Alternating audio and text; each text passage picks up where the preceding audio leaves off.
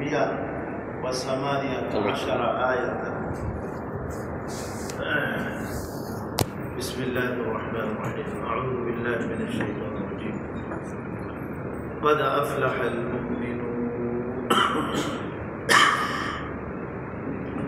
الذين هم في صلاتهم خاشعون والذين هم عن اللغو معرضون والذين هم للزكاة فاعلون والذين هم لفروجهم حافظون إلا على أزواجهم أو ما ملكت أيمانهم فإنهم غير ملومين فمن ابتغى وراء ذلك فأولئك هم العادون والذين هم لأماناتهم وعهدهم راعون والذين هم على صلواتهم يحافظون أولئك هم الوارثون الذين يرثون الفردوس هم فيها خالدون.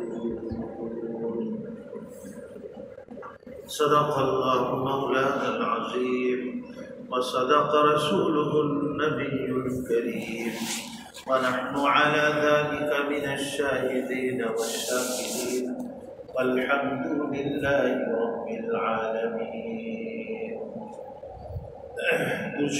اللهم صل على سيدنا ومولانا محمد وعلى آله وأصحابه وبارك وسلم. اللهم صل على سيدنا ومولانا محمد وعلى آله وأصحابه وبارك وسلم. এটা তো সবার মুখস্থ আছে দোষে আছে। اللهم صل على سيدنا ومولانا محمد وعلى آله وأصحابه وبارك وسلم. এটা ছোট দোষে। আর নামাজে যেটা আমরা পড়ি লম্বা, এটা তো মনে সবার মুখস্থ থাকার কথা নাকি? নামাজে যেটা পড়ি اللهم صل على محمد وعلى آل محمد كما صليت على إبراهيم وعلى آل إبراهيم إنك حميد مجيد. اللهم بارك على محمد وعلى آل محمد كما باركت على إبراهيم وعلى آل إبراهيم إنك حميد مجيد. এটা তো সবার মুখস্থ আছে যে আমলের শুরুতে দুরূদ শরীফ এবং শেষেও দুরূদ শরীফ থাকবে, আশা করা যায় ওই আমলটা আল্লাহর কাছে কবুল হবে।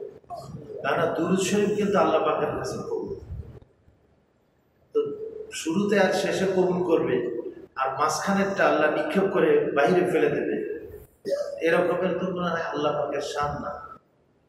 বললে আল্লাহ শুরু শেষ, তো এই শুরু শেষের বরকতে মাঝখানেরটাও আশা করা যায় আল্লাহ কি করবেন, কবুল করেন।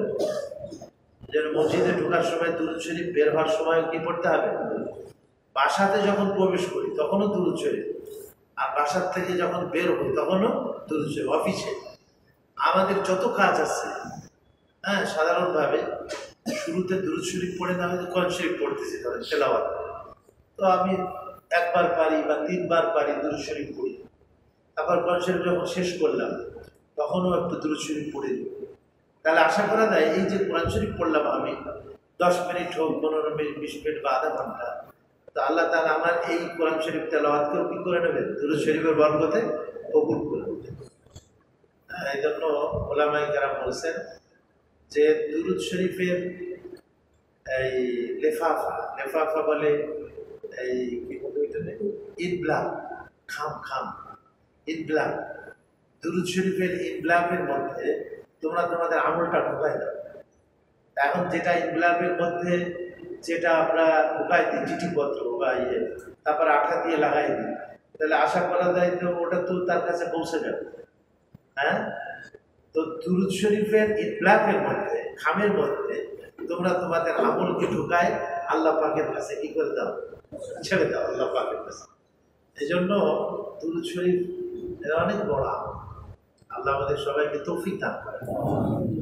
হ্যাঁ, বাকি সাধারণভাবে দুরূদ শরীফ অনেকে জানেন যে মিলাদ মাহফিল, অনেক সময় আমরা যাই না মিলাদ মাহফিল, এখানে কিন্তু ওই কিছু কি কি যেন দুরূদ শরীফ পড়ে, এটা সাধারণত হাদিস শরীফে ওই দুরূদ শরীফ নাই। যেমন ইয়া নবী সালাম আলাইকা, এই যে সালাম আলাইকা পড়ে, সালামুন আলাইকা শব্দ, অথচ ওখানে সালাম আলাইকা আসলে তাহলে তো দুরূদ শরীফের মধ্যে যদি মালাইকা পড়লো সালাম আলাইকা, তাহলে এটা একটা ভুল হইল।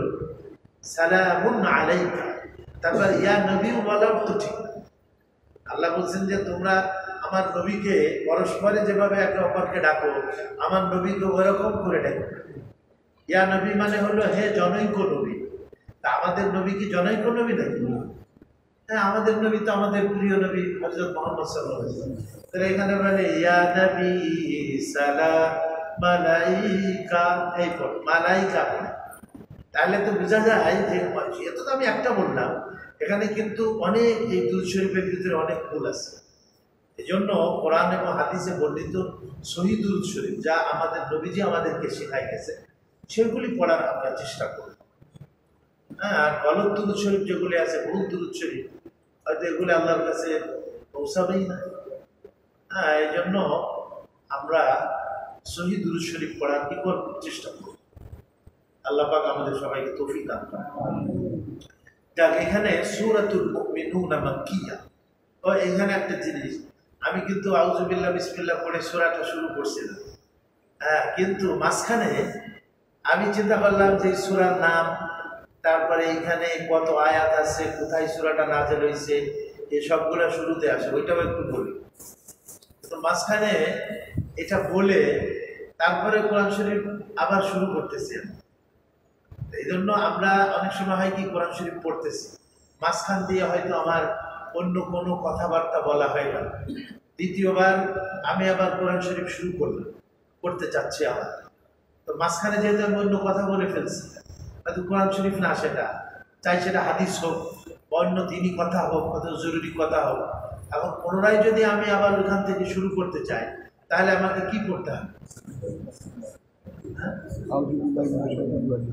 অনেকেই সাধারণ বলে যে অনেকে বিসমিল্লাহ পড়ে, তো বিসমিল্লাহ পড়া যাবে, কিন্তু আউযুবিল্লাহ পড়া নেই।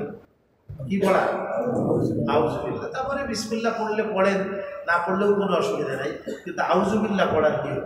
হ্যাঁ, আউযুবিল্লাহ। এই জন্য আমি কিন্তু এই যে সূরাতুল মুমিনুন মাক্কিয়া মিআ ওয়া সামানা আশারা আয়াতান, এটা পড়ছি, কিন্তু আরবিতে এখানে লেখা আছে। হ্যাঁ, যে সূরার নাম হলো সূরাতুল মুমিনুন মাক্কিয়া, মানে মক্কায় অবতীর্ণ। আমরা জানি সূরা দুই প্রকার, একটা হলো মাক্কি বলে আর একটা হলো মাদানী বলে। অনেকে বলছে যেটা মক্কাতে নাযিল হয়েছে ওটা হলো মক্কি, আর যেটা মদিনাতে নাযিল হয়েছে সেটা মাদানী। কেউ কেউ এ ধরনের মতামত কারণ আছে, কিন্তু জমহুরে উলামা, বেশিরভাগ উলামাদের মত হলো যে নবীজি আলাইহিস সালাম হিজরতের পূর্বে যে সূরাগুলি নবীজির উপরে নাযিল হয়েছে, হিজরতের পূর্বে, হুজুর 13 বছর ছিলেন না হিজরতের আগে মক্কা শরীফে, এই যে 13 বছরে, হ্যাঁ, হিজরতের পূর্বে যে সূরাগুলি নাযিল হয়েছে এটাকে মক্কি সূরা বলে।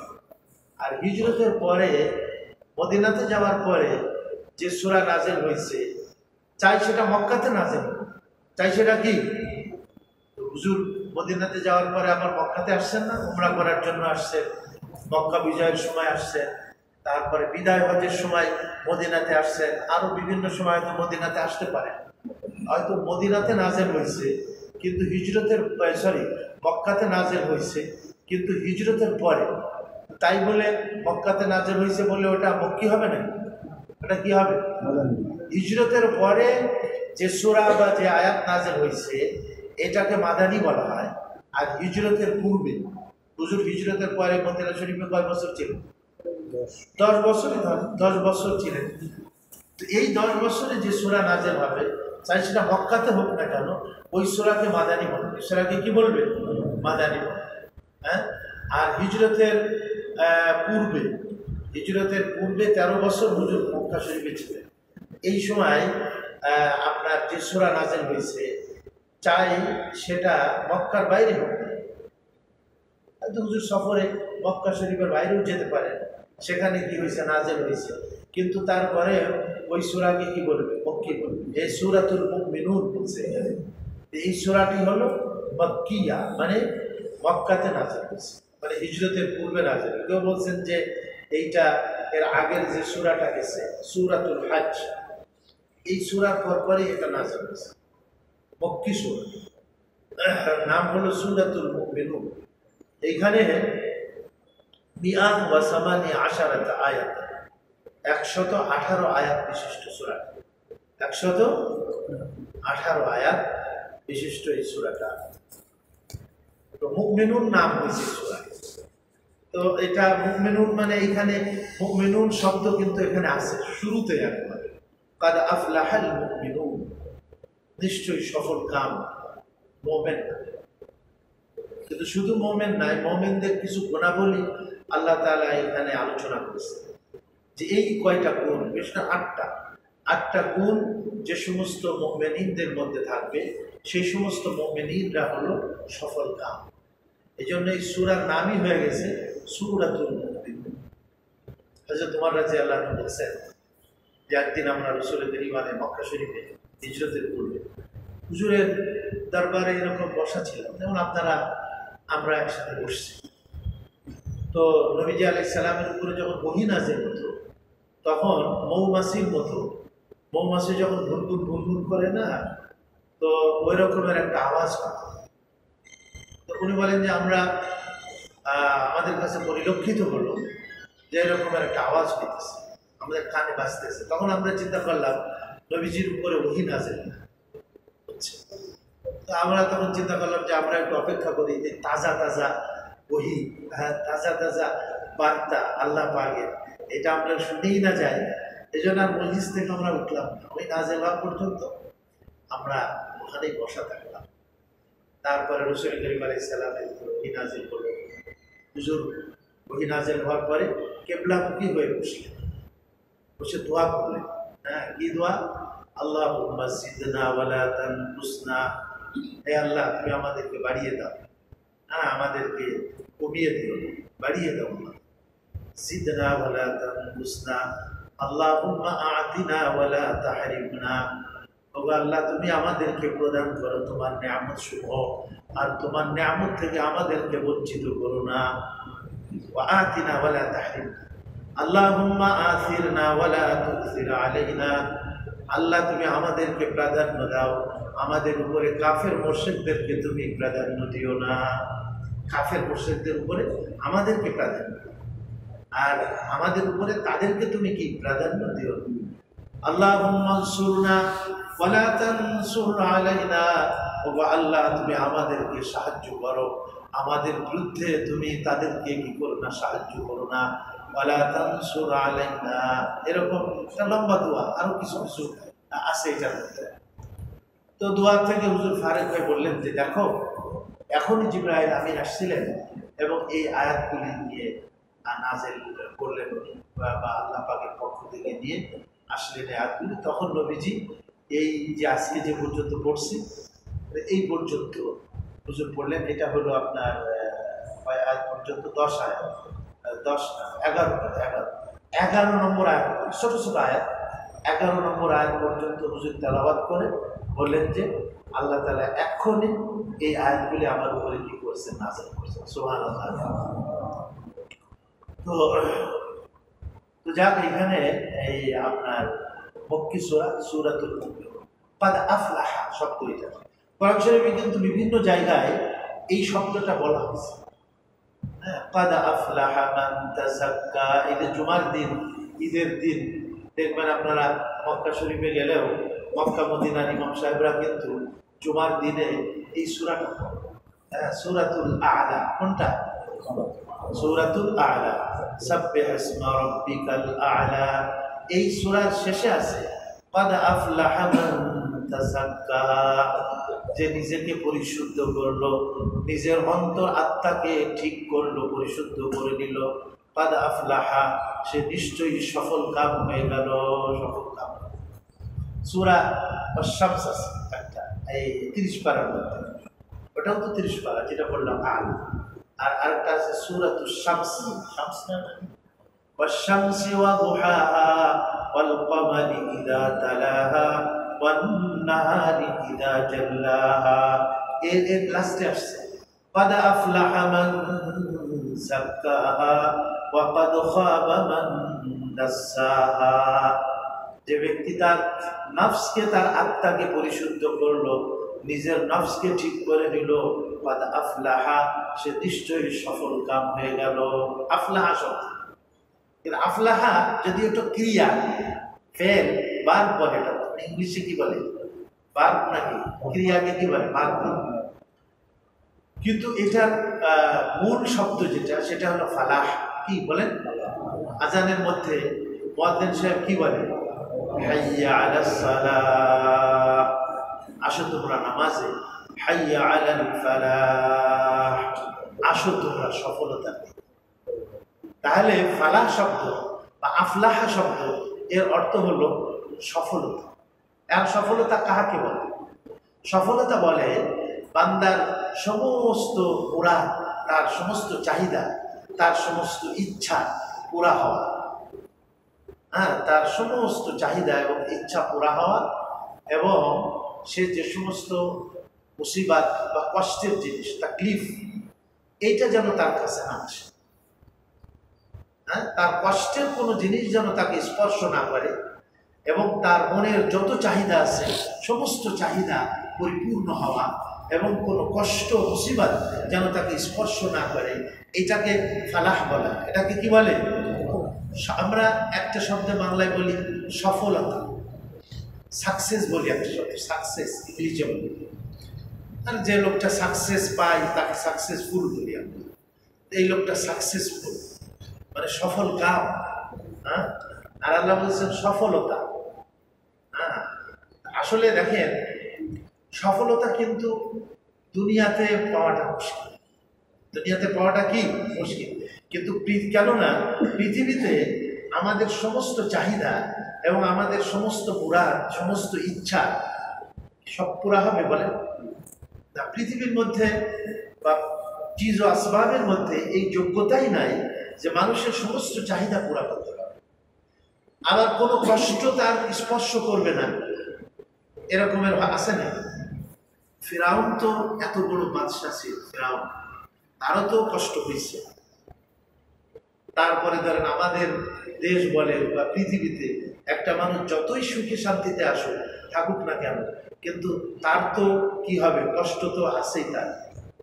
হ্যাঁ, এই জন্য দুনিয়াতে একটু শান্তি হয়তো পাইতে পারে, কিন্তু কষ্টও আছে প্রত্যেকটা মানুষের। এটা দুনিয়াটা হলো সুখ শান্তি, কষ্ট ক্লেশ মুসিবাতের সংমিশ্রণে, যেন মিশ্র, মিশ্র প্রক্রিয়া না প্রতিক্রিয়া বলে না, মিশ্র প্রতিক্রিয়া ব্যক্ত করেছে। তার মানে কি, ভালো মন্দ উভয়টা মিলায়। তো দুনিয়াতে আমরা যে আসলে বলি যে আমি আই এম সাকসেসফুল, আমি সফল কাম, আসলে এটা বাস্তবে মানুষ সফল কাম হবে আখিরাতে। কোথায় বলেন?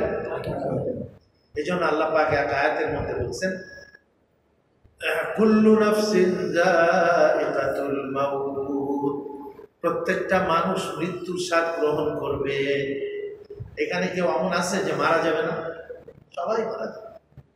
সে রাজা বাদশাহ হোক, নবী রসুল হোক, সে বদমাইশ হোক, ভালো মানুষ হোক, পুরুষ হোক, নারী হোক, ধনী হোক, গরিব হোক, যেই কুল্লু নাফসিন যায়িকাতুল মাউত ওয়া ইন্নামা তুওয়াফাউনা উজুরাকুম ইয়াওমাল কিয়ামাহ। আল্লাহ বলেন যে তোমাদের বদলা কিয়ামতের দিন পরিপূর্ণভাবে দিয়ে দেওয়া হবে। তোমরা যা যা দুনিয়াতে আমল করতেছো, ভালো করো আর মন্দ করো, এর পরিপূর্ণ বদলা আমি আল্লাহ আখিরাতে দিয়ে দেব।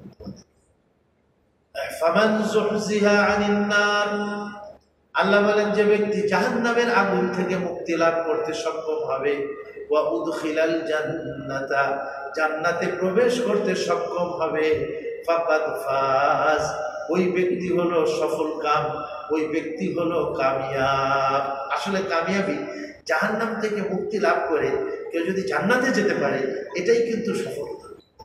কারণ জান্নাতের মধ্যে কি, জান্নাতের মধ্যে তো আল্লাহ বলছেন যে তোমাদের যত মুরাদ, অর্থাৎ তোমাদের মনের যত চাহিদা, মনের যত ইচ্ছা, সব আল্লাহ জান্নাতের মধ্যে পুরা করে দেবে।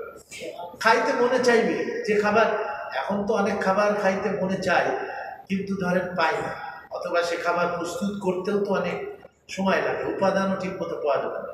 কিন্তু জান্নাতের মধ্যে আপনি যা খাইতে চাইবেন আপনার তেলে তার উদ্রে ভেসে উঠবে, বা ইচ্ছা আপনার তেলের ভিতরে জাগরিত হবে, আর সাথে সাথে আল্লাহ হাজির করে দেবে। মা তাশতাহি আনফুসুকুম ওয়া লাকুম ফিহা মা তাদউন। ওই জান্নাতের মধ্যে তোমাদের মনের সমস্ত খাহেশ, মনের সমস্ত ইচ্ছা আমি আল্লাহ জান্নাতের ভিতরে পুরা করে দেব। খাওয়া দাওয়ার লাইনে, দেখার লাইনে, বলার লাইনে, শোনার লাইনে, চলাফেরার লাইনে সমস্ত চাহিদা আমি আল্লাহ জান্নাতের মধ্যে কি করে দেবো? পুরা করে দেবো। আর জান্নাতের মধ্যে কি কোনো কষ্ট হবে না? কোনোদিন মাথা ব্যথা হবে? কোনোদিন তার জ্বরজারি হবে? কিছুই হবে না।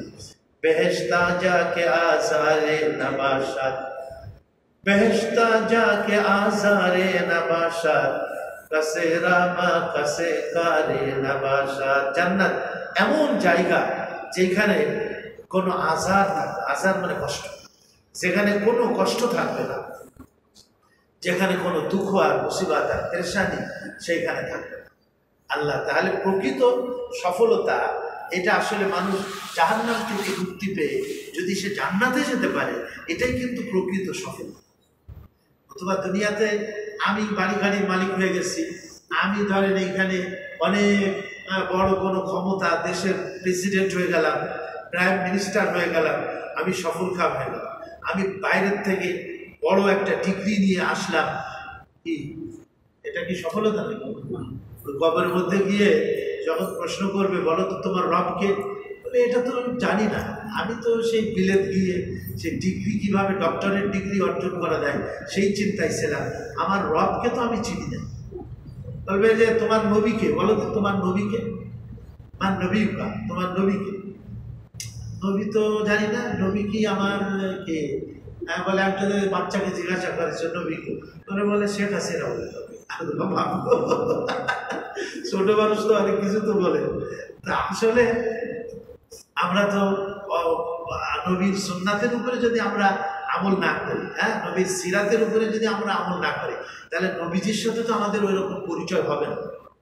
এই জন্য নবীজির সুন্নাত, নবীজির সিরাত, নবীজির আদর্শ এগুলি যদি আমাদের জীবনে থাকে, তাহলে ওই কবরে অটোমেটিক আল্লাহ আমার জবানে দিয়ে দেবে আমার নবী হলেন হযরত মুহাম্মদ মুস্তাফা সাল্লাল্লাহু আলাইহি ওয়াসাল্লাম। আমার সাথে আর নবীর সাথে একটা কানেকশন পয়দা হয়ে যায় যদি কিনা নবীর সিরাত এবং নবীর সুন্নাত আমার জীবনে থাকে।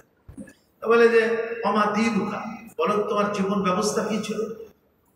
বলে আমি তো নাসারাদের তরিকা চলছি, আমি তো ইহুদিদের তরিকা চলছি, আমার বিবাহ শাদী, আমার লেনদেন, ব্যবসা বাণিজ্য সব তো হিন্দুদের সাথে ছিল, হিন্দু আনি তরিকা চলছে।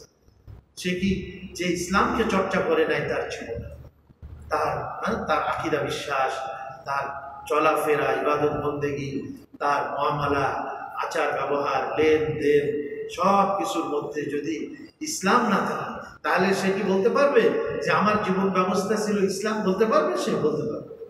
কিন্তু যে ব্যক্তি তার আকীদা বিশ্বাসকে, তার কার্যকলাপ, তার চাল চলন, তার বেশভূষা, তার মাথার থেকে নিয়ে পা পর্যন্ত এই গোটা শরীরকে সে ইসলামের আলোকে আলোকিত করলো, আচার ব্যবহার, পাড়া প্রতিবেশী, ছেলে মেয়ে, পরিবার পরিজন, তাদের জীবনকেও সে ইসলাম মোতাবেক পরিচালনা করলো, সে তো কবরে যাওয়ার সাথে সাথে সেই কথা বলবে আমার জীবন ব্যবস্থা হলো আল ইসলাম। কি ইসলাম?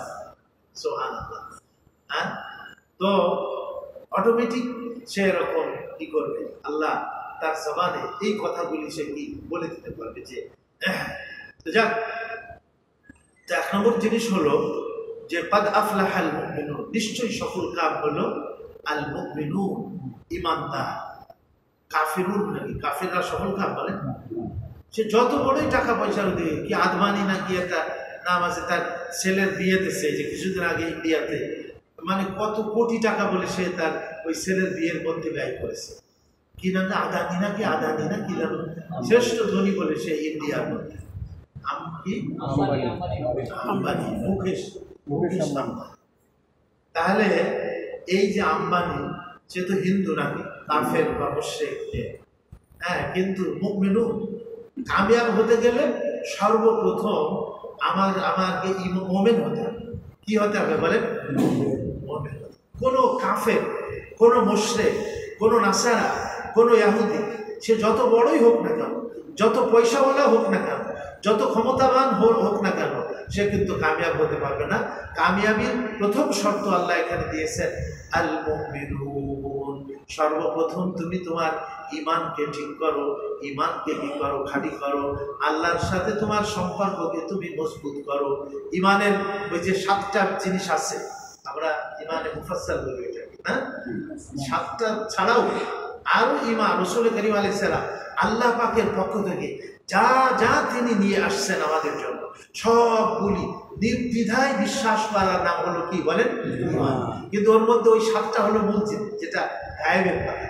আমানতু বিল্লাহি ওয়া মালাইকাতিহি ওয়া কুতুবিহি ওয়া রুসুলিহি ওয়াল ইয়াউমিল আখিরি ওয়াল কদরি খাইরিহি ওয়া শাররিহি মিনাল্লাহি তাআলা ওয়াল বা'সি বা'দাল মাউত। এই যে 7টা জিনিস আছে, যে আমি আল্লাহর উপর ঈমান, আল্লাহর জাত সিফাত। আমরা তো আল্লাহকে দেখি না, হ্যাঁ, কিন্তু কিয়ামতের দিন তো আমরা জান্নাতের মধ্যে আল্লাহকে দেখবো ইনশাআল্লাহ, তাই না? কিন্তু এটা একটা পরীক্ষা আমাদের জন্য। আল্লাহর কুদরতকে দেখি, এই 7টা আসমান বিনা পিলারে আল্লাহ খাড়া করছে, এই বিশাল সমুদ্র দেখি আমরা, বিশাল পাহাড়গুলি আমরা দেখি, আর এই যে মাটি, এর থেকে কত খাদ্য শস্য উৎপন্ন হচ্ছে, এই বাতাসকে পিঁগে পড়ি, এই যে বিশ্ব জগতে যা কিছু আছে সব কিছু পরিচালনা করতেছে কে বলেন? আল্লাহ। কিন্তু আল্লাহকে আমরা দেখি না, কিন্তু না দেখে বিশ্বাস করতে হবে। আল্লাযীনা ইউমিনুনা বিল গায়ব, ওখানে মুত্তাকিন বলছে, আর এখানে মুমিনুন বলছে। আল্লাহ বলেন যে এই কিতাবটা হুদাল লিল মুত্তাকিন, মুত্তাকিনদের জন্য হেদায়েত। তবে মুত্তাকিনের জন্য প্রথম শর্ত আল্লাযীনা ইউমিনুনা বিল গায়ব, যারা গায়েবের উপরে ঈমান আনে। গায়েব অদৃশ্য, আল্লাহ কিন্তু আমরা দেখি না, অদৃশ্য। আমানতু বিল্লাহি ওয়া মালাইকাতিহি, আল্লাহর ফেরেশতাদেরকেও আমরা দেখি না, জিবরাইল আমিনকেও আমরা দেখি না। কিন্তু জিবরাইল আমিন কিন্তু কখনো আবার মানুষের সূরাতে নবীজির কাছে আসতেন, তখন সাহাবায়ে কেরাম দেখতেন ওনাকে। কিন্তু জিবরাইলের আসল যে রূপটা নবীজি জীবনে 2বার দেখছে। একবার হলো যখন ওহী নাযিল হয়েছে গারে হিরা, সেইখানে জিবরাইল আমিনকে সেই 600 ডানা বিশিষ্ট, মনে হলো পুরো আসমান ভরে গেছে। আর হুজুর এই মূর্তি, এই তার যে মানে অবয়ব আকৃতি, এরকমের তার আগে কখনো দেখেন নাই। হুজুর দেখে এত হুজুরের সমস্ত শরীরে কম্পন চলে আসছে। হুজুর বাসায় এসে বলছেন, হে খাদিজা সাম্মিলুনি সাম্মিলুনি, খাদিজা আমার শরীরের ভিতরে কম্পন সৃষ্টি হয়ে গেছে। আমি এই বিশাল এই একজন মানুষ, একজন দেখেছি আমি, আর আকৃতি বিশাল আকৃতি, আমি জানি না কে উনি। আর কিছু আয়াত আমার উপরে নাযিল হয়েছে, ইকরা বিসমি রাব্বিকাল্লাযী খালাক, যে তুমি পড়ো তোমার ওই প্রভুর নামে, যে প্রভু তোমাকে সৃষ্টি করেছে। খালাকাল ইনসানা মিন আলাক, যে প্রভু জমাট রক্ত থেকে তোমাকে সৃষ্টি করেছে। খালাকাল ইনসানা মিন আলাক ইকরা ওয়া রাব্বুকাল আকরাম, তুমি পড়ো তোমার প্রভু অত্যন্ত দয়াশীল, অত্যন্ত মেহেরবান। আল্লাযী আল্লামা বিল কলম, কলমের দ্বারা মানুষকে তালিম দিয়েছেন, শিক্ষা দিয়েছেন। আল্লামাল ইনসানা মা লাম ইয়ালাম, এবং মানুষকে তালিম দিয়েছেন এমন জিনিস যা মানুষ জানতো না। আমরা আমাদের রব সম্বন্ধে তো জানতাম, যেমন পৃথিবীতে কত মানুষ এরকমের আছে নাস্তিক, যারা তারা রবকে অস্বীকার আছে না পৃথিবীতে। তা আল্লাহর নবী না আমাদেরকে সব জানাইছে। কি বলেন? ফেরেশতা সম্বন্ধে আমাদের কোনো জ্ঞান ছিল, কিন্তু এটা তো আল্লাহর নবী আমাদেরকে, এই ফেরেশতা অগণিত ফেরেশতা, আল্লাহ বলছেন ওয়ালা ইয়ালামু জুনুদা রাব্বিকা ইল্লা হু, আল্লাহ পাকের কত লক্ষ কোটি কোটি ফেরেশতা আছে, পৃথিবীর কোনো মানুষ বলতে পারবে না। আল্লাহর নবী বলেন, দুনিয়াতে বাইতুল্লাহ যেমন আমরা প্রদক্ষিণ করি, তওয়াফ করি বাইতুল্লাহ, 7 আসমানের উপরে এরকম একটা ঘর আছে, যে ঘরের নাম হলো বাইতুল মামুর। ওই ঘরকে ফেরেশতারা তওয়াফ করতেছে, আর একবার যে ফেরেশতা তওয়াফ করবে কিয়ামত পর্যন্ত ওই ফেরেশতার আর সিরিয়াল আসবে না। এত ফেরেশতা। আল্লাহ বলেন যে লা ইয়ালামু জুনুদা রাব্বিকা ইল্লা হু, মহান আল্লাহ পাকের এত ফেরেশতা আছে যে ফেরেশতার সংখ্যা কেউ বলতে পারে না আল্লাহ ছাড়া। আমরা এখানে বসে আছি, আমাদের সাথে ফেরেশতা আছে না? আমাদের ডান কাঁধে এক ফেরেশতা আছে, বাম কাঁধে ফেরেশতা আছে না?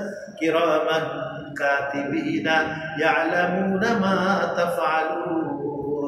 হে ওগো মানুষ, তোমাদের সাথে আমি আমার ফেরেশতা লাগিয়ে রেখেছি, কিরামান কাতিবিন, সম্মানিত লেখক ফেরেশতা। তোমাদের নেকিও লেখা হচ্ছে, তোমাদের বদিও কি হচ্ছে, লেখা হচ্ছে। কিয়ামতের দিন আল্লাহ এই খাতা আমাদের সামনে খুলে দেবে। وَكُلَّ إِنسَانٍ أَلْزَمْنَاهُ طَائِرَهُ فِي عُنُقِهِ। আল্লাহ বলেন প্রত্যেকটা মানুষের গর্দানের সাথে আমি তার আমলনামা রেকর্ড হইতেছে, লিপিবদ্ধ হইতেছে, ঝুলিয়ে দিয়েছি, যা সবসময় চলতেছে। একাকি হই, মানুষের সামনে হই, ভালো করি মন্দ করি, সব লেখা হইতেছে। وَنُخْرِجُ لَهُ يَوْمَ الْقِيَامَةِ كِتَابًا يَلْقَاهُ مَنشُورًا। আল্লাহ বলেন কিয়ামতের দিন আমি আল্লাহ আমার ওই বান্দার সামনে এই কিতাবকে খুলে দেব। ইয়ালকাহু মানশুরা, সে তখন দেখতে পাবে তার ওই কিতাবটা লিপিবদ্ধ যে খাতা রেজিস্টার, এটা সে দেখতে পাবে। আল্লাহ বলবেন ইকরা কিতাবাকা, হে আমার বান্দা বান্দি, তোমার আমলনামা, তোমার কিতাব তুমি নিজেই পড়ো। আজকে মঙ্গলবার মাগরিবের পরে আমরা এই তাফসীরের মাহফিলে যে বসা আছি, এটাও কিন্তু এই কিতাবের মধ্যে কি থাকবে। আর আমি যদি একাকী, পৃথিবীর কোনো মানুষ আমার সাথে নেই, আমাকে দেখে না, একা একা আমি কোনো গুনাহ করলাম, কোনো নাফরমানি করলাম, তাহলে সেটাও কিন্তু এই কিতাবের মধ্যে লেখা থাকবে। আল্লাহ বলবেন কাফা বিনাফসিকা আল-ইয়াওমা আলাইকা হাসিবা, তোমার হিসাব কিতাবের জন্য তুমি যথেষ্ট, তোমার হাতেই দিয়ে দিলাম। তুমি জাহান্নামী না তুমি জান্নাতি, নিজেই তুমি ফয়সালা করো। সব এই যে ফেরেশতা আমরা দেখি না, আল্লাহ বলেন লাহু মুআক্কিবাতুম মিন বাইনি ইয়াদাইহি ওয়া মিন খালফিহি, যে তোমাদের হেফাজতকারী ফেরেশতা আমি তোমাদের সামনে। বা এই ফেরেশতা যদি আমরা না থাকতো তাহলে তো আমরা চলতেই পারতাম, জিন আর শয়তান আমাদেরকে মেরেই ফেলতো। এই জন্য আল্লাহ বলেন যে তোমাদের সামনে, পিছনে, ডাইনে, বামে অসংখ্য ফেরেশতা তোমাদেরকে কি করতেছে, হেফাজত করতেছে। মালাইকাতিহি ওয়া কুতুবিহি, এবং আল্লাহর অসংখ্য কিতাব, 104খানা কিতাব আল্লাহ নাজিল করেছেন। সব কিতাবের উপরে কিন্তু আমাদের কি রাখতে হবে, কিন্তু আমল করতে হবে। কোরআনে আমল করতে হবে কোনটা? এখন যদি ওই যে দেখেন ইঞ্জিন দিয়ে যায় মসজিদে, খবরদার, মসজিদে যদি কোনো ইঞ্জিন দেখেন, সাথে সাথে মসজিদ থেকে এটা কি করে দেবেন, আউট করে দেবেন। এই ইঞ্জিন বলেন, এগুলি সব রহিত হয়ে গেছে। কোরআন নাজেল হওয়ার পরে কিয়ামত পর্যন্ত এই কোরআন শরীফই চলবে। হ্যাঁ, 104খানা কিতাব। এইটা আল্লাহ তাআলা যে কোরআন শরীফ পড়লো, এক খতম কোরআন শরীফ পড়লো, সে কেমন যেন 104খানা কিতাব পড়ে ফেলল। সুবহানাল্লাহ। সমস্ত আসমানি কিতাবে আল্লাহ যা যা নাজিল করছিলেন কোরআনের মধ্যে সংক্ষিপ্ত আকারে আল্লাহ তাআলা তা তুলে ধরেছেন। কাজে এখন ওই যে ওমর রাদিয়াল্লাহু হুজুরের সামনে হযরত ওমর তাওরাতের একটা পৃষ্ঠা বা তাওরাতের একটা অংশ হযরত ওমর রাদিয়াল্লাহু পড়তেছিলেন, আর ওনার কাছে খুব ভালো লাগতেছিল। এদিকে হুজুরের চেহারা লাল হয়ে যাইতেছে। হযরত ওমর রাদিয়াল্লাহু বুঝতে পারতেছেন না ব্যাপারটা কি। তখন হযরত ওমর রাদিয়াল্লাহু বুঝতে পারলেন যে আমি নবীর সামনে তাওরাত পড়তেছি, এজন্য মনে হয় হুজুরের চেহারা লাল হয়ে যাইতেছে। হযরত ওমর সাথে সাথে এটা বর্জন করলেন। তারপরে বলেন আমানতু বিল্লাহি ওয়া রাসূলিহি, আমি আল্লাহ এবং আল্লাহর রাসূলের উপর ঈমান আনি। হুজুর বললেন, হ্যাঁ, হযরত ওমর বললেন যে ইয়া রাসূলুল্লাহ, তাওরাতের একটা অংশ আমার কাছে পৌঁছেছিল, আমি তাই পড়তেছি। হুজুর বললেন যে দেখো, কোরআন নাযিল হওয়ার পরে হ্যাঁ অন্য কোনো কিতাবের তোমাদের কি নাই, কোনো প্রয়োজন নাই। কাজেই তোমরা কোরআন শরীফ পড়বে। তোমরা কি পড়বে? কোরআন শরীফ পড়বে। আমরা অনেকে ইনজিল পড়ি বা অনেক কিছু পড়ি, কিন্তু দেখা যাবে যে আমাদের ওই জ্ঞান না থাকার কারণে ক্ষুধা না করুন আমরা যদি সেদিকে ধাবিত হয়ে যাই। হিন্দুদের ওই যে বাইবেল, তো হিন্দুদের না, খ্রিস্টানদের বাইবেল আছে, হিন্দুদের কি বলে গীতা বিতা কি কি আছে, আসলে এগুলি পড়া ঠিক না। পড়তে হবে একমাত্র কি বলেন, কোরআন শরীফ। কিন্তু আল্লাহ তাআলা 104খানা কিতাব নাযিল করছেন। কোনো কিতাবে আল্লাহ শিরক আল্লাহর সাথে শরীক স্থাপন করার কথা কিন্তু নাই, মূর্তি পূজার কথা নাই। সমস্ত কিতাবে তাওহীদ এবং একত্ববাদের কথা ছিল। এজন্য কিতাবের উপরে আমরা কি আল্লাযীনা ইউমিনুনা বিমা উনজিলা ইলাইকা ওয়া মা উনজিলা মিন ক্বাবলিক, যারা এই আপনার উপরে যে কিতাব নাযিল হয়েছে তার উপরেও বিশ্বাস করে এবং আপনার পূর্বে যত আসমানি কিতাব নাযিল হয়েছে সেগুলির উপরেও বিশ্বাস করে। ওই জামানায় ঠিক ছিল, যে জামানায় যে সময় ওই কিতাব নাযিল হয়েছে ঠিক ছিল, কিন্তু কোরআন নাযিল হওয়ার পরে সব রহিত হয়ে গেছে এবং সমস্ত নবীদের তরিকাও রহিত হয়ে গেছে। আমাদের নবীর তরিকা যদি আমরা মেনে চলি তাহলে কেমন যেন আমরা এই সলক্ষ নবীদের তরিকা আমরা মেনে চলি। সুবহানাল্লাহ। কুতুবিহি ওয়া রাসূলিহি, তারপরে ওয়াল ইয়াউমিল আখিরি, আখিরাতের দিবসের উপর ঈমান রাখতে হবে। হ্যাঁ, আখিরাতের, হিন্দুরা বলে যে পুনর্জন্ম হওয়া, পুনর্জন্ম হওয়া, পুনর্জন্ম নাই। একবার মারা গেলে আর একবার আমাদের আল্লাহ উঠাবেন কবর থেকে এবং ময়দানে হাসর কায়েম হবে এবং সেখানে হিসাব নিকাশ হবে এবং মিজান পুলসিরাত কায়েম হবে জাহান্নামের উপর দিয়ে। আর এটা অতিক্রম যারা করতে পারবে ওই পাশে হবে জান্নাত, তারা জান্নাতে যেতে কি হবে, সক্ষম হয়ে যাবে। তো ওয়াল ইয়াউমিল আখির ওয়াল কদরি খাইরিহি ওয়া শাররিহি মিনাল্লাহি তাআলা। আর তকদিরের ভালো মন্দ সব আল্লাহ পাকের পক্ষ থেকেই হয়। আমাদের জীবনের ভালো মন্দ যা হয় সব কি আল্লাহ পাকের। ভালো হলে শুকর আদায় করতে হবে, মন্দ হইলে কি করতে হবে, সবর করতে হবে। ওয়াল কদরি খাইরিহি ওয়া শাররিহি ওয়াল বা'সি বা'দাল মাউত, এবং ওই যে আখিরাতের কথা গেছে তারপর এইটাকে আবার একটু স্বতন্ত্রভাবে আনছে, ওয়াল বা'সি বা'দাল মাউত, মৃত্যুর পরে আবার আল্লাহ আমাদেরকে জীবিত করবে। এই যে সাতটা, এবং এছাড়াও আরো যত বিষয় আছে সব কিছুর উপরে ঈমান রাখতে হবে। কাদ আফলাহাল মুমিনুন, নিশ্চয়ই সফলকাম মুমিন লোকেরা। মুমিন, পাক্কা মুমিন হতে হবে আমাদের। কি বলেন, আমাদের ঈমান ঠিক করা দরকার না?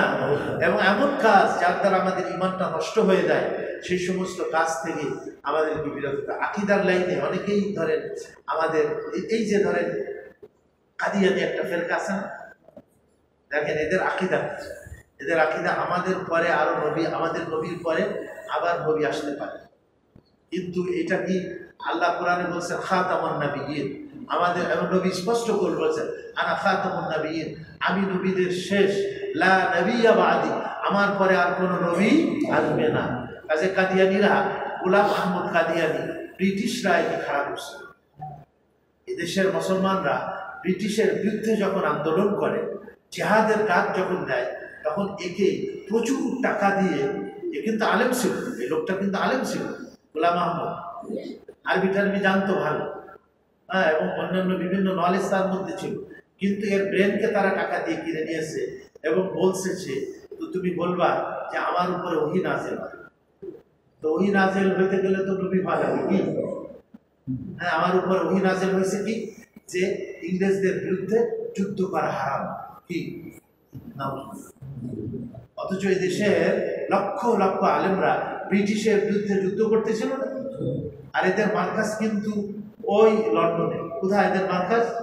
বিশাল এদের আপনার এখনো পর্যন্ত লন্ডনেই হলো এদের মার্কাজ। এই যে কাদিয়ানী, যারা এই যে প্রাণ কোম্পানি আছে না, RFL এর কোম্পানি, যে এরাও কিন্তু কাদিয়ানী, ভালো করে জানবেন। এই জন্য যতদূর সম্ভব আমাদেরকে এগুলির থেকে কি থাকতে হবে, বেঁচে থাকতে হবে। নবীজি স্পষ্ট করে। আর এরা হুজুরের খাতমে নবুয়াতকে বিশ্বাস করে। আমাদের নবীজির উপরে যেরকম ঈমান আনতে হবে, নবীজির খাতমে নবুয়াতের উপরেও কি করতে হবে, বিশ্বাস করতে হবে। আর কেউ আমাদের নবী, তিনি নবী, ঠিক আছে, কিন্তু শেষ নবী এটা বিশ্বাস করবে না, তাহলে সে মুসলমান থাকবে? এই জন্য ঈমানের কিন্তু অনেক বিষয় আছে। আমাদের ওই মুফতি মনসুর সাহেব হুজুরের একটা কিতাব আছে, কিতাবুল ঈমান, এটা পারলে আপনারা পড়বেন, কিতাবুল ঈমান। এই ঈমান কিসে কিসে নষ্ট হয়, ঈমানটা কিভাবে রক্ষা করা যায়, এগুলি আর। এই জন্য প্রথম শর্ত হলো পাক্কা মুমিন হতে হবে। দ্বিতীয় নম্বরে ওয়াল্লাযীনা হুম ফি সালাতিহিম খাশিউন, ঈমানের পরে সবথেকে গুরুত্বপূর্ণ জিনিস যেটা, সেটা হলো নামাজ। কি বলেন? এই জন্য আল্লাহ 2 নম্বরে মুমিনের গুণ বলেছেন যে নামাজ। এবং হাদিস শরীফেও আসছে যে ঈমানের পরে কিয়ামতের ময়দানে আমল সমূহের মধ্যে থেকে বান্দার সমস্ত আমলের মধ্যে সর্বপ্রথম যে হিসাবটা নেওয়া হবে সেটা হলো নামাজের হিসাব নেওয়া হবে। নবী বলছেন, যে ব্যক্তির নামাজটা সঠিক হবে, সুন্দর হবে কিয়ামতের দিন, তাহলে সে কি হবে, অন্যান্য আমলগুলি তার কি হয়ে যাবে, সহজ হয়ে যাবে। আর যে নামাজের মধ্যে ধরা পড়ে যাবে, সে অন্যান্য আমলের মধ্যেও তার ত্রুটি কি হয়ে যাবে, বাহির হয়ে যাবে। হযরত উমর রাদিয়াল্লাহু আনহু খেলাফত আমল, হযরত উমরের খেলাফত মনে করেন যে অর্ধ পৃথিবী ব্যাপী ছিল, অর্ধ পৃথিবী।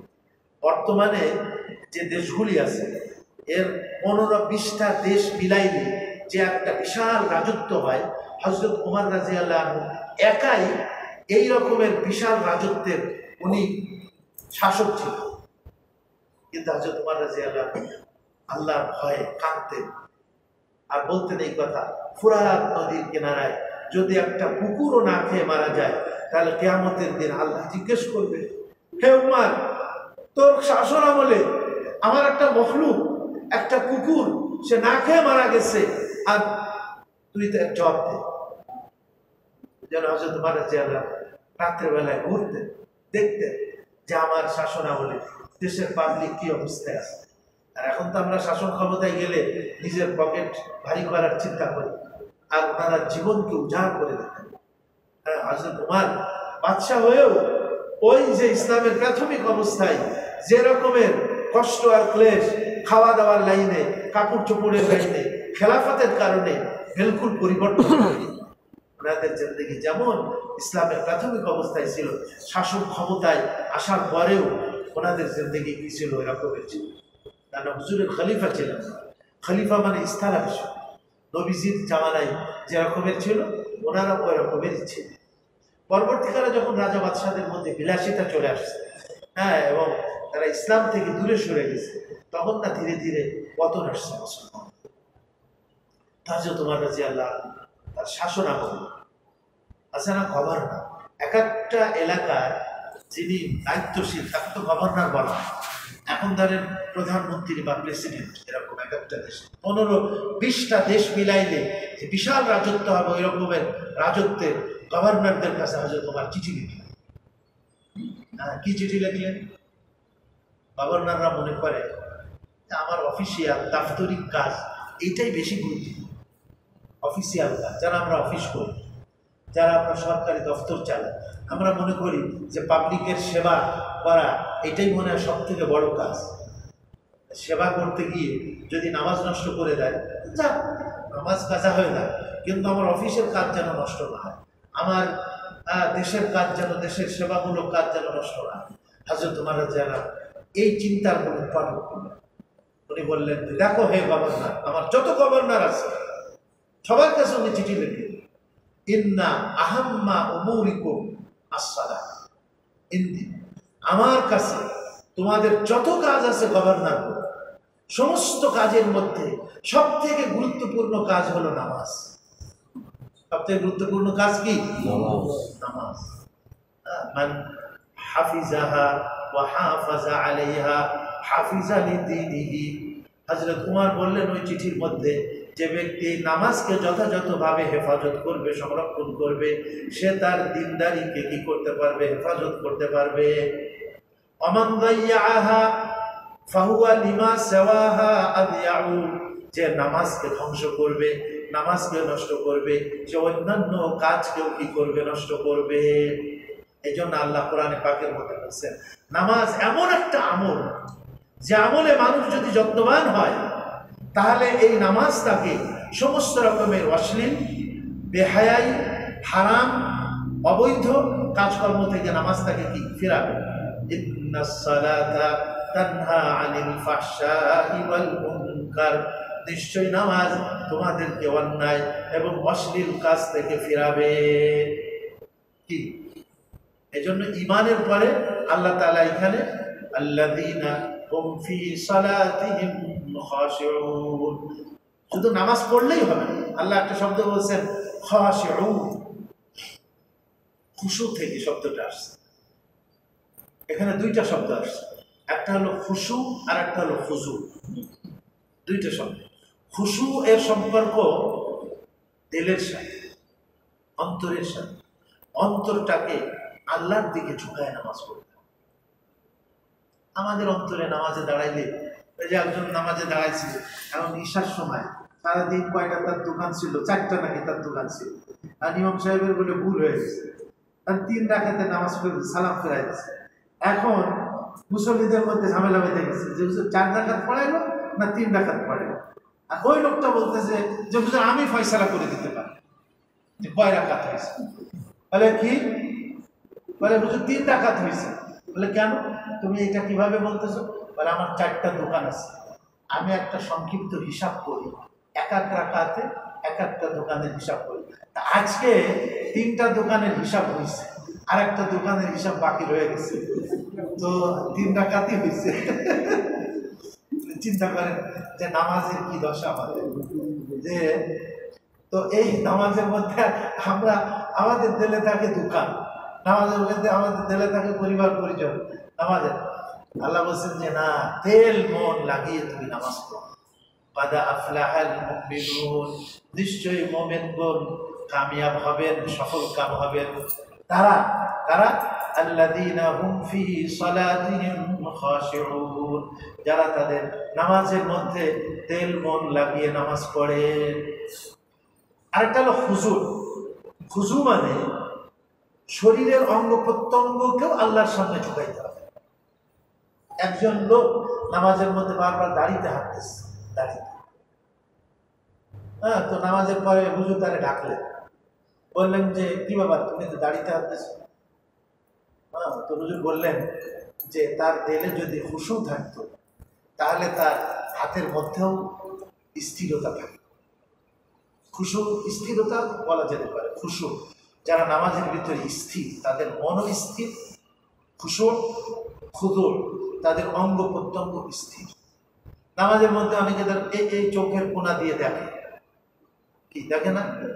নামাজের মধ্যে সালাম ফেরানোর সময় অনেকে দেখবেন যে জানলার দিকে দেখতেছে, এই জানলার দিকে, ওই দিকে দেখে। সালাম ফেরানোর সময় আমার চোখ কোন দিকে থাকবে? ডান দিকের সময় ডান কাঁধে, ডান কাঁধে ফেরেশতা আছে না? ডাইনের দিকে যদি ইমাম থাকে, ইমাম আছে না? ডাইনে মুক্তাদি আছে না?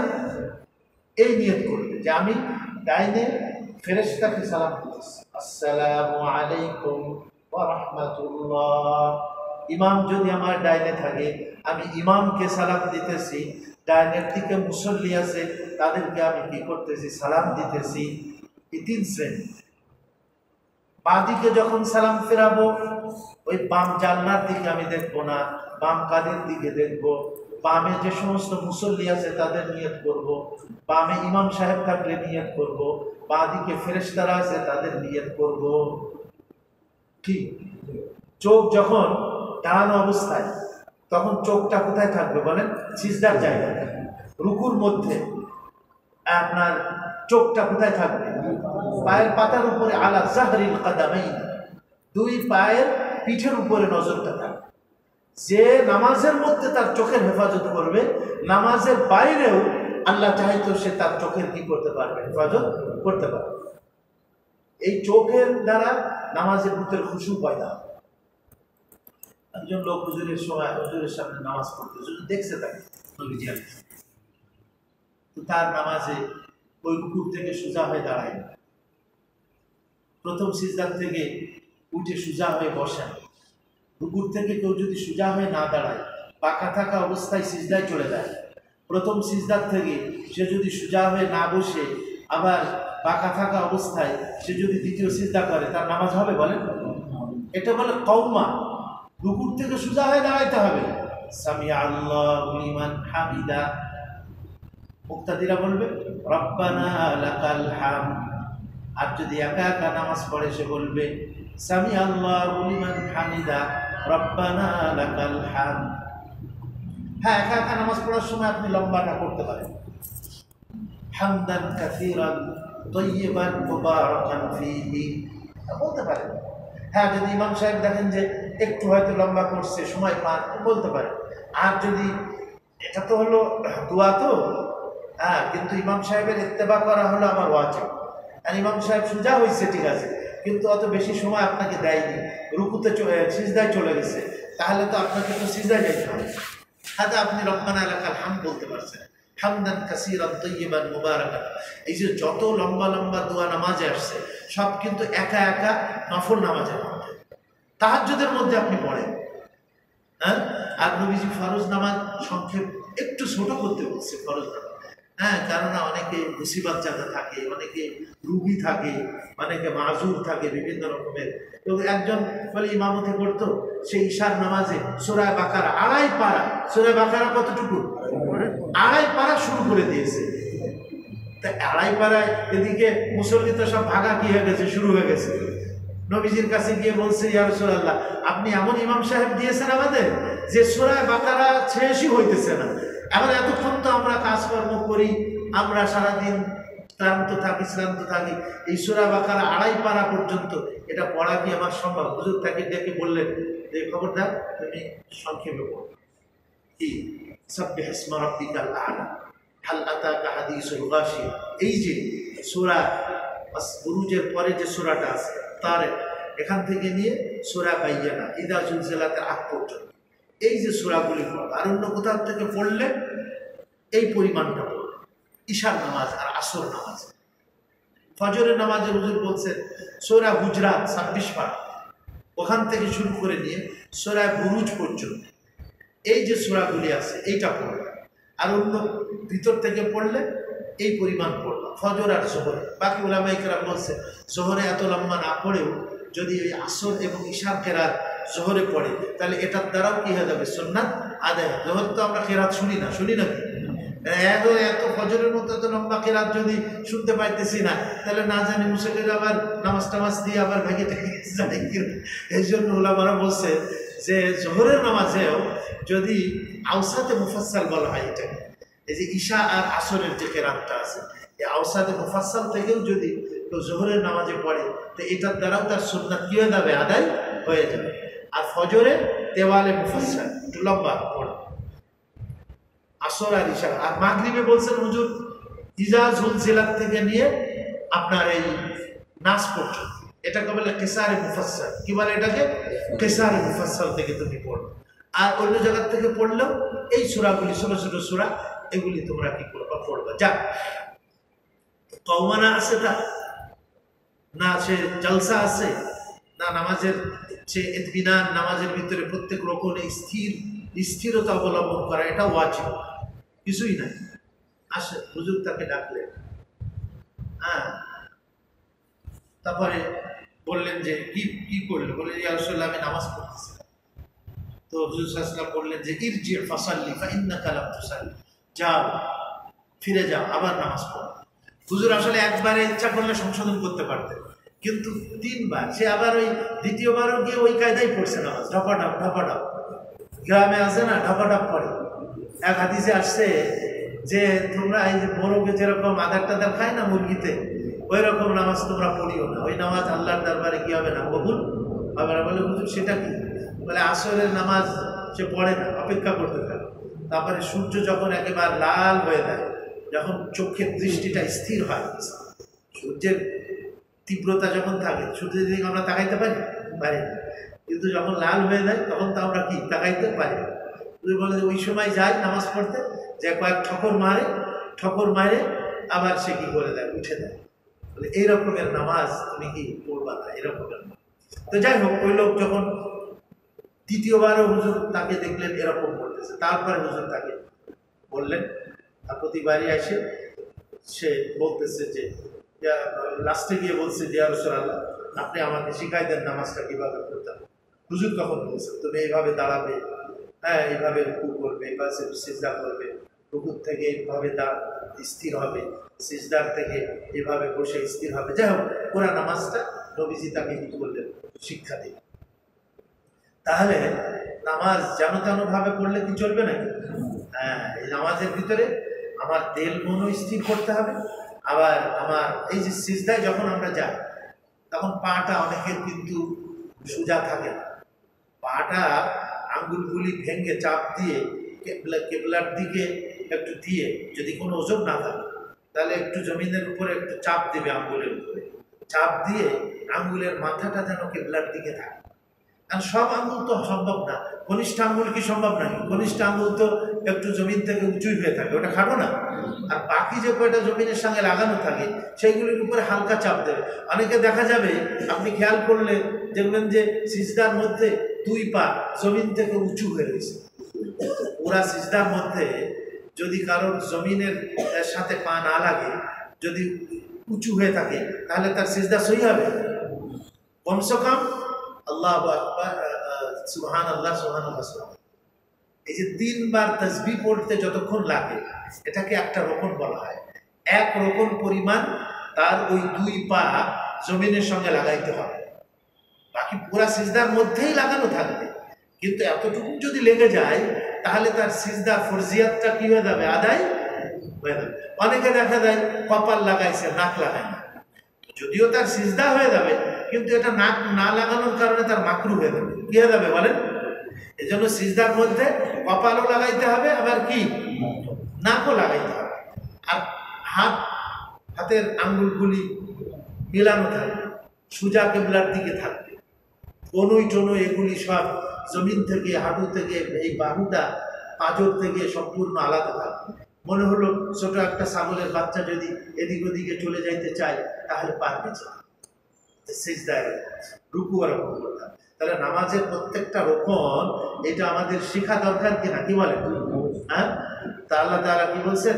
আল্লাযীনা হুম ফি সালাতিহিম খাশিউন, ওই সমস্ত মুমিনরা কামিয়াব হবে, সফল কাম হবে, যারা তাদের নামাজকে স্থিরতার সাথে আদায় করে, দিল মন নামাজের প্রতি রাখে, আর সাথে সাথে অঙ্গ প্রত্যঙ্গগুলিও নামাজের মধ্যে আল্লাহ এবং আল্লাহর নবীর হুকুম মতো ব্যবহার করে। নামাজের মধ্যে অনেক লম্বা করে পা ফাঁকা করে দেবে, অথচ ফিকহের সব কিতাবের মধ্যে লিখছে যে 4 আঙ্গুল বেশি বেশি আর 1 বিঘা, 4 আঙ্গুল থেকে 1 বিঘা এর মধ্যে রাখবে।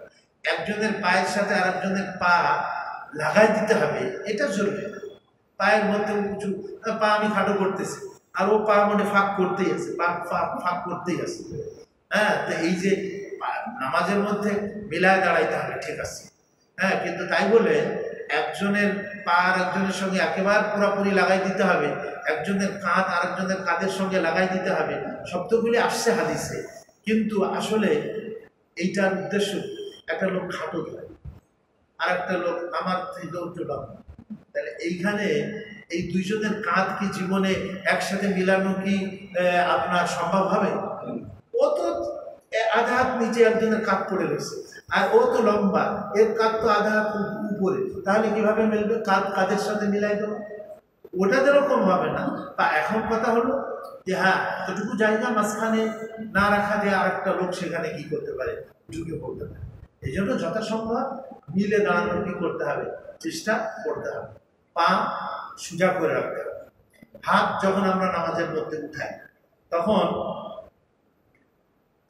যখন আমরা হাতের তালু আল্লাহু আকবার যে বলি আমরা প্রথম তাকবীর, এই একটাই তাকবীরের সময় হাত উঠাইতে হবে। বাকি ইসলামের প্রাথমিক জামানাতে প্রত্যেক তাকবীরের মধ্যে কিন্তু হাত উঠানো ছিল। ইসলামের প্রাথমিক জামানাতে প্রত্যেকটা আল্লাহু আকবার বলার সময় হাত উঠানো ছিল। কিন্তু হযরত আব্দুল্লাহ ইবনে মাসউদ রাদিয়াল্লাহু আনহু বলেন, হাদিস শরীফে আসছে যে পরবর্তীকালে নবীজি আলাইহিস সালাম প্রথম তাকবীর বাদে বাকি সমস্ত তাকবীরে হাত উঠাইতে মানা করলেন।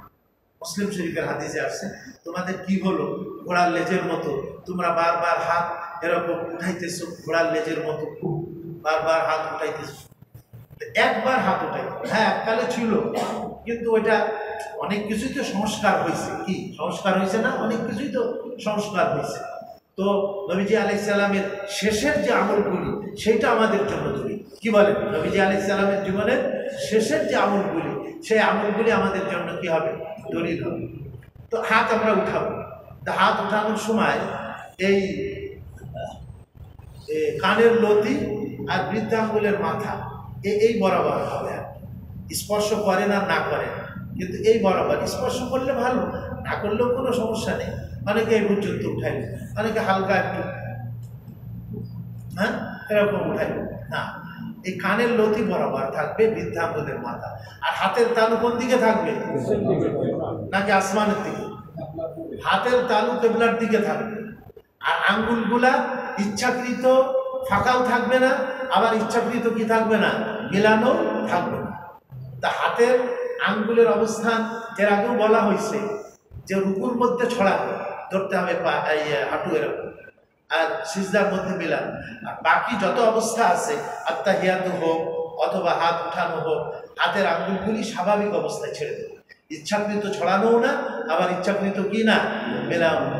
আবার অনেকে করে কি, এটার সময় বলে যে হাতের আঙ্গুলটা একটু বাঁকা করে, না, বাঁকা করা যাবে। হাতের আঙ্গুলের মাথাটা আসমানের দিকে থাকবে, তালুটা থাকবে কোথায়, কেবলামুখী হয়ে থাকবে। এই আল্লাহ। আবার অনেকে করে কি, হাত উঠাইতে উঠাইতে তাকবীর মারে, আল্লাহ, এরকম নাকি? হাত আগে উঠাবে, তারপরে তাকবীর বলা শুরু করবে, তাকবীর বলাও শেষ, আমার হাত বাঁধাও শেষ, আল্লাহ। হ্যাঁ, আবার অনেকে আল্লাহ হাত বাঁধতে তারপরে তাকবীর বলে। হ্যাঁ, তা হাত এই কান পর্যন্ত উঠানোর পরে আল্লাহ। হ্যাঁ, তাহলে হাতের ব্যবহার, চোখের ব্যবহার, কানের ব্যবহার, জবানের ব্যবহার, সব কিছু নামাজের মধ্যে আল্লাহর নবীর সুন্নাত তরিকা মতো যদি হয়, এটাকে খুজু বলা হয়। এটাকে কি বলা হয়? খুজু বলা হয়। আর অন্তরটা যদি নামাজের প্রতি আমি লাগাইতে পারি, তেল মন, নামাজের শুরু থেকে শেষ পর্যন্ত প্র্যাকটিস করতে হবে।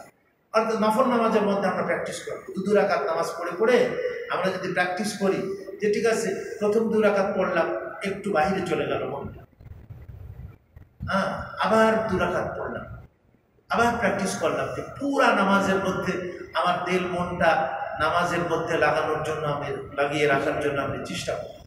তারপরে হয়তো ওরকমের হলো না, একটু কম গেল, তারপরে একটু কম গেল। এইভাবে প্র্যাকটিস করতে করতে দেখবেন যে এক সময় আমি আমার পুরা নামাজের মধ্যে আমার দিল মনটা কি হয়ে গেছে, লেগে গেছে। 2 জন সাহাবী হুজুরে ওই যুদ্ধের ময়দানে ছিল, ওখানে পাহারাদারি করার জন্য দিয়েছে। ওনারা নামাজে দাঁড়ায়, একজন বলছে আমি একটু ঘুমাই, বললে তুমি পাহারাদারি করো। আর তো বললো যে পাহারাদারি না, কি জেগে না থাকে, ঠিক আছে আমি নামাজ পড়ি। তো ও নামাজে দাঁড়াইছে, নামাজে দাঁড়াইছে, শত্রুর পক্ষ থেকে তীর লাগতেছে, কিন্তু তীর আসছে, হ্যাঁ, তীর মারছে। এখন ও নড়াচড়া নাই, তার তীর লেগে গেছে, কিন্তু ও তো নামাজের মধ্যে আছে, আবার তীর লাগছে তার শরীর, তো ও নামাজের মধ্যে আছে। পরে ও নামাজ শেষ করে ওর সাথীকে ডাকছে, চিন্তা করছে যদি অবস্থা আমার মৃত্যু হয়ে যায়, তাহলে নবীজি যে দায়িত্ব আমাকে দিয়েছেন এই পাহারাদারি করা, যুদ্ধের ময়দানে পাহারাদারি, এটা কিন্তু অত্যন্ত গুরুত্বপূর্ণ। এই যে আমাদের দেশের সীমানা পাহারাদারি যারা করে, ওদেরকে কি বলে? বিডিআর, আর এখন নাম হচ্ছে আবার বিজিবি। হ্যাঁ, এই যে সীমান্ত অতন্ত্র প্রহারী, একটা দেশকে তার স্বাধীনতার সার্বভৌমত্ব রক্ষা যদি আমরা এটা না করে, তাহলে এখানে বসে আমরা ঠিক মতো ইবাদত বন্দেগী করতে পারবো? বলে এই যে সীমান্ত পাহারা দেওয়া, ঠিক যুদ্ধের ময়দানে এরকম পাহারা দেওয়া। তো উনি বললো যে আমি এমন একটা সূরা শুরু করছিলাম, আমার দিল মন চাইলই না যে আমি সেই সূরা শেষ করার আগে রুকু করি। আমি যদি এই আশঙ্কা না করতাম, নবীজি যে দায়িত্ব দিয়েছে এই দায়িত্ব পালনে আমি কি হবে, ব্যাহত হবে দায়িত্ব পালন করাটা আমার জন্য, তা নাহলে আমি তোমাকে জাগাতাম। ও বলছে যে তুমি আগে জাগাইলে না। তো যাক, পরে জায়গায় দেখে যে শরীরে তীর, সে তীর খুলেছে, বাহির করছে, তারপরে যাও রক্ত পড়লো। রক্ত পড়লে তো আমাদের কাছে তো আর উজু থাকে না, কিন্তু শাফি মাযহাবে আছে শরীর থেকে রক্ত পড়লেও তার কি থাকবে, উজু নষ্ট হবে না। যাক, সেটা হইতে পারে, অথবা তার একটা আবেগ ছিল এরকম, যার কারণে ইয়ে হয়েছে। তো সাহাবায়ে কেরাম, হযরত আব্দুল্লাহ ইবনে মুবারক, উনি ওই ছাদের উপরে তাহাজ্জুদের নামাজ পড়তেন গরমকালে। ওই জামানায় তো টাইম হয়েছে, ওই জামানায় তো এরকম পাখা টাকা ছিল না, উনি ছাদের উপরে নামাজ পড়তেন তাহাজ্জুদের মধ্যে। উনি এমনভাবে দাঁড়াইতেন, ওনার প্রতিবেশী বলতেছে যে আমরা দেখতাম যে মনে হয় কোনো কাঠ দাঁড়িয়ে আছে, কি কোনো কাঠ দাঁড়িয়ে আছে, শরীরের মধ্যে কোনো হরকত নাই। তা আমরা নামাজের মধ্যে অনেক সময় এলি দুলি বা একটু এদিকে ওদিকে হই, একটু মশার কাপড় দিলে মশা মারি, হ্যাঁ, কিন্তু সাহাবায়ে কেরাম তাদের নামাজ ছিল একেবারে, কোনো রাজা বাদশাহ প্যারেড ম্যারেড করে না, এই যে প্যারেড করে না, তো প্যারেড করার সময় সে কি মশা টশা মারতে পারে বলেন? প্যারেড করার সময় তার যে কাজগুলি আছে এই কাজ বাদ দিয়ে সে অন্য কোনো শরীরকে কি অন্যরকম ব্যবহার করলে তার ওই চাকরি থাকবে? ওইখানে থাকবে না, সেনাবাহিনীতে চাকরি তার প্যারেড করা। তো ঠিক নামাজটাও ওরকম, আল্লাহর কাছে যেন আমি একেবারে আমার অঙ্গ প্রত্যঙ্গ সব সুপিয়ে দিয়েছি, আমার দিল মন আল্লাহকে সুপিয়ে দিয়েছি নামাজের মধ্যে। যাক, আজ লম্বা করবো না, শেষ হয়ে গেল। তাহলে দুইটা আয়াত আমরা, কাদ আফলাহা, নিশ্চয়ই সফল কাম হয়ে গেল মুমিন বান্দা, আল্লাযীনা হুম ফি সালাতিহিম খাশিউন, যারা তাদের নামাজকে খুশু খুশু ধীর স্থিরতার সাথে তাদের নামাজকে কি করে? আদায় করে। তো যাই হোক, এই দুইটা গুণের কথা বললাম। এরকমের আরেকটা গুণ আল্লাহ তাআলা ঈশ্বরের মধ্যে মুমিনের এই কয়টা আয়াতের মধ্যে আলোচনা করছেন। আমরা চেষ্টা করব এই একটা গুণকে যারা অর্জন করবে, আয়াতের শেষে আছে আল্লাহ তাদের ঠিকানা জান্নাতুল ফেরদাউস করবেন। কোথায়? আল্লাহ আমাদের সবাইকে এই কয়টা গুণ মুমিনের জন্য অপরিহার্য এই গুণগুলি অর্জন করার তৌফিক দান করেন, এবং আল্লাহ আমাদের সবার ঠিকানা যেন জান্নাতুল ফেরদাউস বানান। ওয়া আখিরু দাওয়ানা আলহামদুলিল্লাহ।